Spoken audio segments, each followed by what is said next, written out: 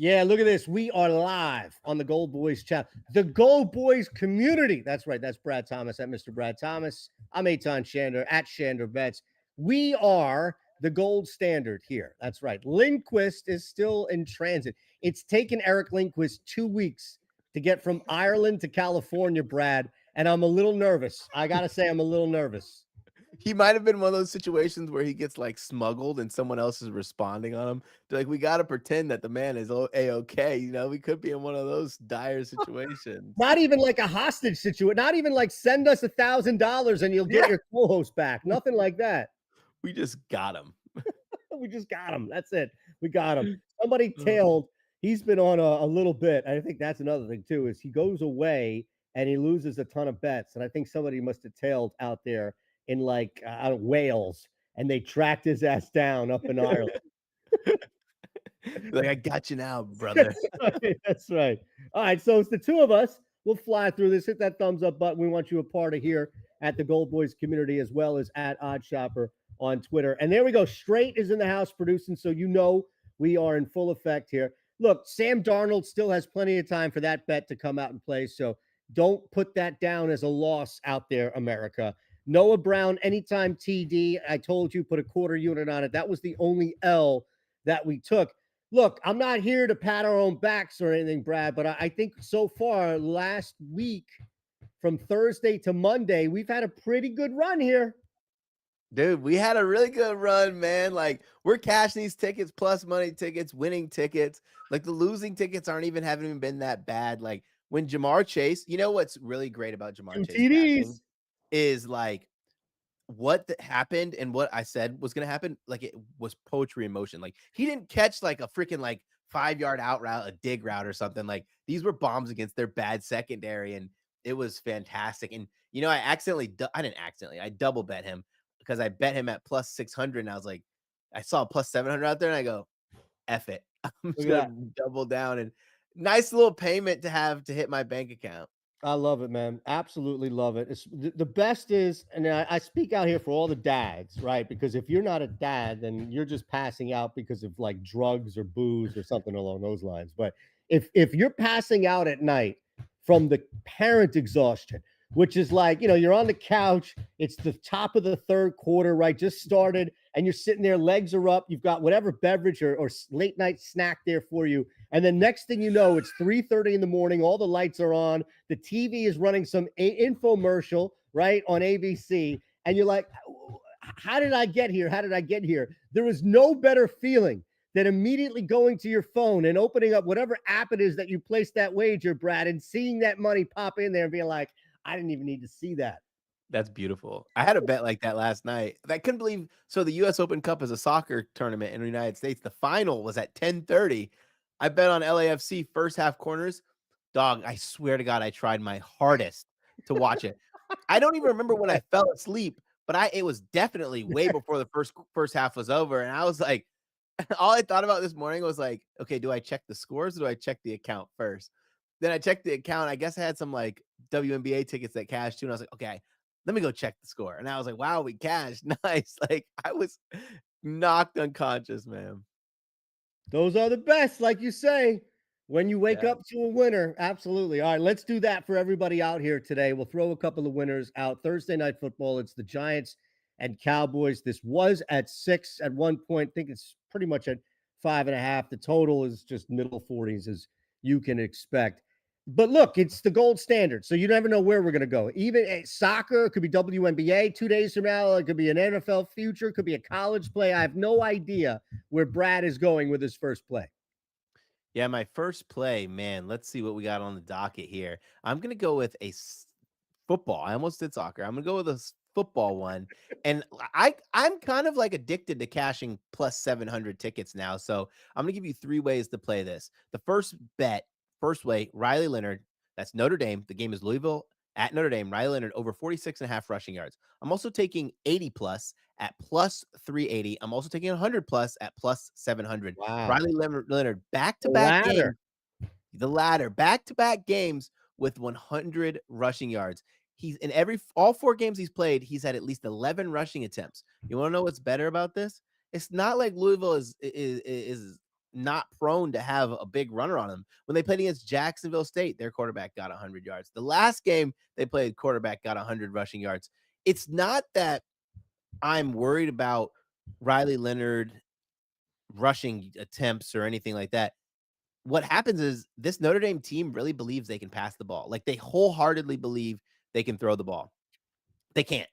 And Riley Leonard's kind of afraid to throw the ball. So what happens is when he goes to drop back, he sees this guy right here running that post, or a guy running the corner. He's Right. like, my wide receivers are terrible. I don't trust them, nor do I trust my arm. Here's a 20-yard window, because obviously they're running a post or a corner. So there's a 20-yard window right there to run, and he takes those yards every time. And that's what I love about this play. All we need is 50 for the base, but why not sprinkle those 2 other hits? Love it, man. Let's run that ladder right there. 46.5 to 80 to 100 at plus 700. And I feel like we're going to get a 7-1 ticket from you now every time. So long as it hits, it's like if this hits, then we need another one on Monday. You know that. If this So hits, and oh, we're betting some soccer plus 700. here you I'm gonna go. bet. I love it. Let me start here for me Thursday night. If you can get it, I got it at MGM. I don't know if it's still up there at MGM, but it was 6, and it looks like there was a lot of buyback already down to 5.5. I'm not worried about these ridiculous plus 5.5 trend that's going on here. I know where the numbers land, what have you. 6 is fine for me with the Giants, but I'm not by any means taking anything less than that. And I think the buyback is just based off a key number in a game where Dallas is just very tight. This is an easy win for Dallas, right? Look, bounce back. Dak Prescott's yelling at the cameras, jump off now, jump off now. Clearly on paper, the Giants are a disaster, and the Cowboys have some areas, pressure on the quarterback, CeeDee Lamb, Rico Dowdle. Like, they have areas, right, where you should just be able to destroy the Giants. But Cowboys give up some pretty big chunks on the ground when it comes to running. I know Singletary is there and Daniel Jones can move too. This feels like either the Cowboys are super tight and they come into this as a dogfight that they're not prepared for as the NFC East on a short week, or they do take care of some business here for about 3, maybe even 3 in the third quarters. And we see the old Daniel Jones backdoor cover where he's able to run 30, 40 yards at a time with Dallas back. It feels like a 6-point cover, possible push here, and I'm not playing any other number below 6, Brad. Yeah, I actually I'm contrarian to this. I'm on Cowboys minus 5.5. You and Um my guy Ben Raza, we actually put a tweet out head to head here. that's So amazing. inside the OddsShopper Discord, look at that. I number one, I think good spot for Dallas here, because historically they play well against the Giants. Giants coming off an emotional game, emotional win where they were clearly the better team that showed up, but big difference in the Browns and the Cowboys in terms of defense. Cowboys defense has been kind of lackluster, but then we look at like what happened in that game. That like they were slapped in the mouth early. CeeDee Lamb had a really tough game. It's not like these players weren't open. It's not like CeeDee Lamb wasn't open. He was dropping balls. It's not like who was that Brandon Cooks on the left didn't drop a really big pass or a touchdown catch. Like Right. these were open. These were good opportunities to score, and they kind of failed to put up a good fight. Got some momentum heading into here. We'll see. Like clearly, it's nice to have Malik Neighbors on your side if you're New York, but I actually think Dallas wins this one pretty comfortably. The Cowboys do pretty well in those standalone games too. I think it's just we're the Cowboys. We want all the attention. Well, they have the attention now, and Dak's gonna have to earn that money that he garnered. And I want to say Right. one thing about this.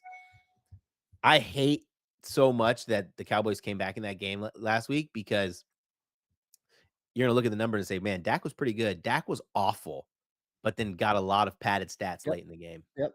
Little benefit too here or there on defense on the other side to put them back in a position just to have drives. And I think that's where, and I don't want to belabor this here, Yeah, yeah. but I think for me, where I probably differ from you and Ben is, while I agree there is bounce back for Dallas and there's regression to the mean for Dallas, I don't think they're that good. Not to say they're a bottom feeding team. They're a wild card, they're a second to third wild card team this year, in my opinion. So that's where I think this game differs a little bit, which is where they bounce back to. But I can't sit here and give you 15 points about why Dallas isn't going to win the NFC East, especially as shaky as the Eagles have looked. So we'll Yeah. see. Watch. And I called this earlier. This game is going to end on 6. I'm going to look like an idiot because it pushes, even though I didn't lose. And Yeah. you and Ben and everybody else can say, see, we told you you took the Cowboys at 5.5. That's how this is how it works, man. I'm used to this shit. All right, I want No. you run it back now. At least they're at home, right? At least they're at home. Right, right. Divisional dogs are always nice. I'm sorry? I said divisional dogs are always nice. Yes. Yeah, short week. We'll see. We'll see. All right, play 2 for you, my friend. Play 2. You kind of told me I didn't have enough soccer in the last one, so I got a soccer one. It's my favorite soccer bet. Newcastle United versus Manchester City. It's on Saturday. It's a parlay. Erling Haaland 2+ first half shots plus City double chance. What that means, if City wins, you win that leg. If they draw, you win that leg. Because remember, it's a 3-way market Yep. in soccer. Erling Haaland, and I'll keep this short because I could go into deep depth about this one. But Erling Haaland has had 2+ shots in every game but 2 so far this season in the first half, and that was against Chelsea and Arsenal.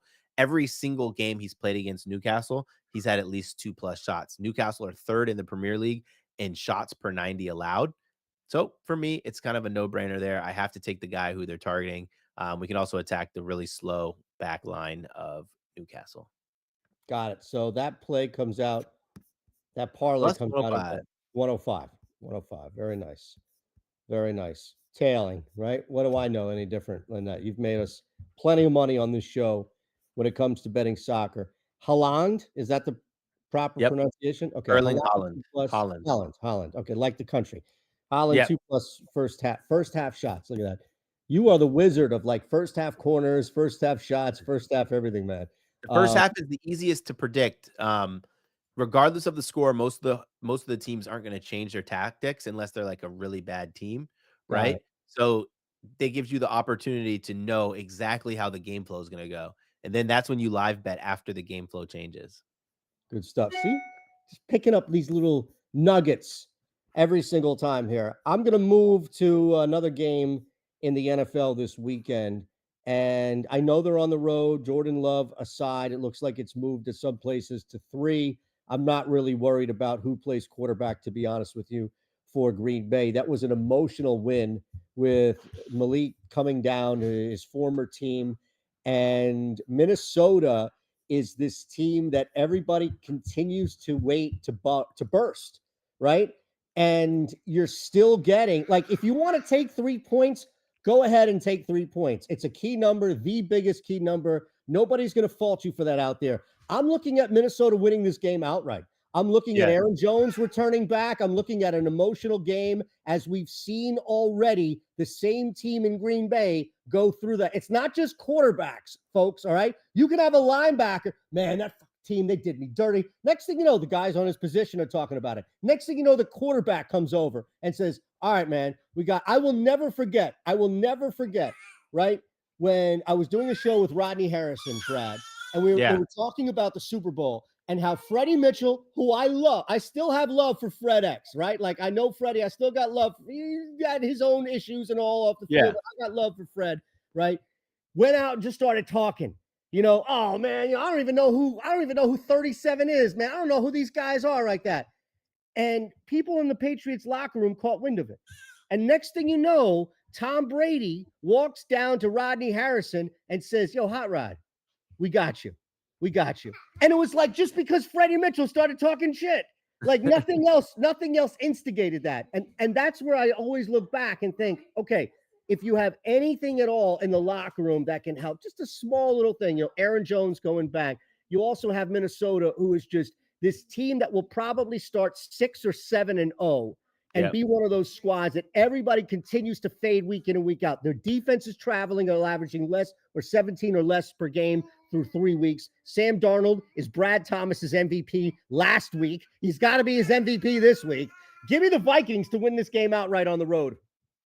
I like it. I feel like the Green Bay Packers luck's going to kind of run out here. Jordan Love, we'll see if he plays too. I just think that it's funny you see, like, as an NFL bettor, you're like, wow, the Packers back-to-back wins. Like, they're probably going to beat Minnesota at home. I actually like Minnesota a lot this week. I don't mind the 3.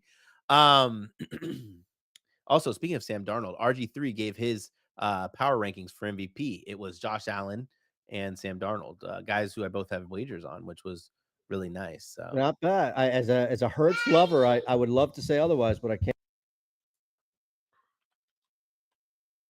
So let's do this. Let's do this. Let's run. Tell you what's going on here at BetMGM with GoldBoys and how you can not only sign up at BetMGM, but also get this amazing free month at GoldBoys, and then we'll run back our final plays. The GoldBoys are one of the largest, well-known sports betting communities on the planet with a Discord to match. We're going to show you how easy it is to get 1 month free of GoldBoys.com just for signing up at BetMGM using code GoldBoys. Sign up at MGM with code GoldBoys, deposit a minimum of $10, and get your first bet back at BetMGM up to $1,500. After signing up at BetMGM, send a screenshot of you using code GoldBoys to promohelp@goldboys.com to get your first month free. 21 or older, gambling problem, call 1-800-GAMBLER. All right, last round here. I want you to think about this, Brad, all right? Before we get out of here, actually, I'm going to put you on the spot. So I'll ask you this question, and then you can give a play out as you're thinking about it in the back.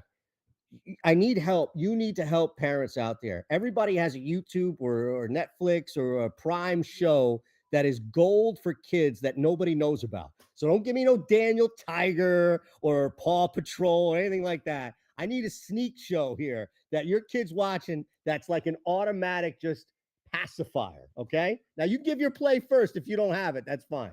I'll give my play first, and I'll tell you something. Actually, I'll tell you, my kid refuses to watch TV. Refuses. Great. You are a great parent. Listen, I will put the television on. The kid will just look at the TV for 30 seconds and then just go terrorize the house. She would rather bang freaking, like, I don't know, blocks against the wall than sit down and watch TV. It's amazing. Funny, I absolutely love it. I do think this is kind of funny.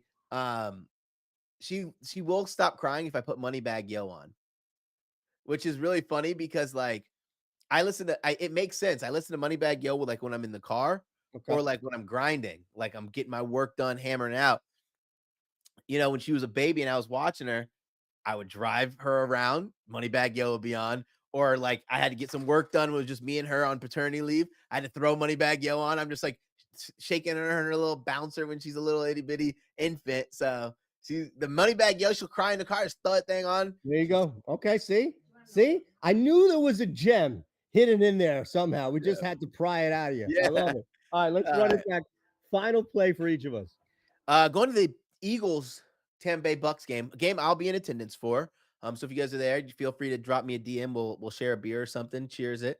I'm going to the Eagles running back, Mr. Saquon Barkley, over 76.5 rushing yards. Obviously he's hit this in 4 straight games. 96, I believe, was his lowest. You know, Tampa Bay did have a good run defense. They probably still will when Vita Vea is 100%. Vita Vea in a knee brace, not 100%, might not even play this game. Bucks allowing 137 rush yards per game so far through 4. But more importantly, Saquon Barkley's usage is about to be out of this world. The Eagles are beat and tattered up. And I actually think the Eagles win this game, even though I know the Bucks are going to be a sneaky pick. But the Eagles could have that nice script late in the game to help Mr. Barkley go over 76.5 rushing yards. Yeah, he's a very integral piece here. And the Eagles did this to a lesser extent when they traded for Jay Ajayi the year they won the Super Bowl. But Saquon, clearly a better talent, and came here in the offseason.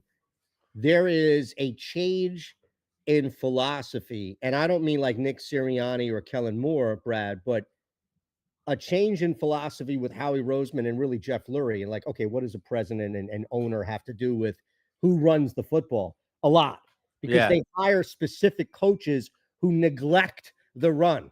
And what they did by signing Saquon Barkley, and what we've seen now through 3 weeks, is they've said we are making a commitment to go back to that running element of the game, but they needed somebody like Saquon and his talent.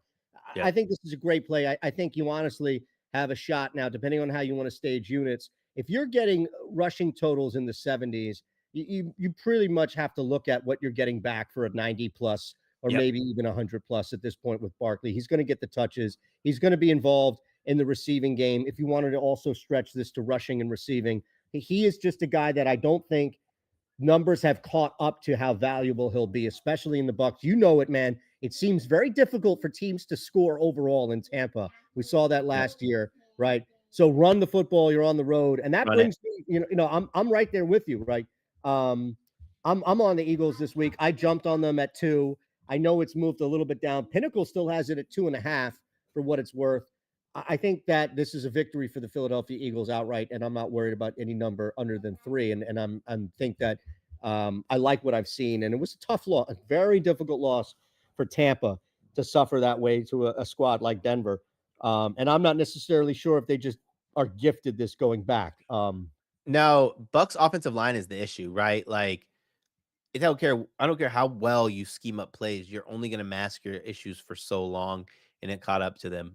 Yep. Saquon Barkley, most books, you can find a Bet Rivers at 76.5, Sugar House 76.5. He's up at all the other books, so just make sure if you're listening, you get that in sooner than later because I imagine this number's gonna rip.